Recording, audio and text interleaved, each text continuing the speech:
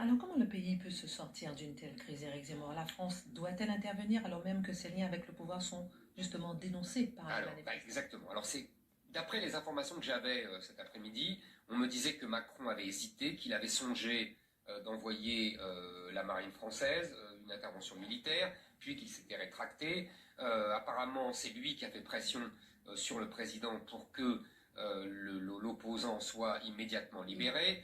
Donc, manifestement, la France va essayer d'apaiser, de tenir un discours justement d'apaisement, disant que ils soutiennent la jeunesse, que la démocratie est indispensable, un peu dans la ligne, vous savez, du vieux maintenant discours de François Mitterrand en 1989, disant que désormais il faudrait des régimes démocratiques dans tous les pays africains, et qu'il y avait plus la guerre froide, et donc on ne tolérerait plus.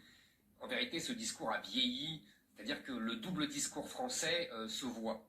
D'un côté, on fait des beaux discours sur la démocratie, et de l'autre, on soutient bien souvent des tyrans, dictateurs, corrompus, etc.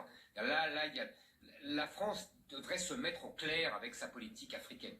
On est en train de se mettre à dos toute la jeunesse de ces pays parce qu'on est identifié aux vieux tyrans corrompus, vous voyez, qui refusent de passer la main, etc.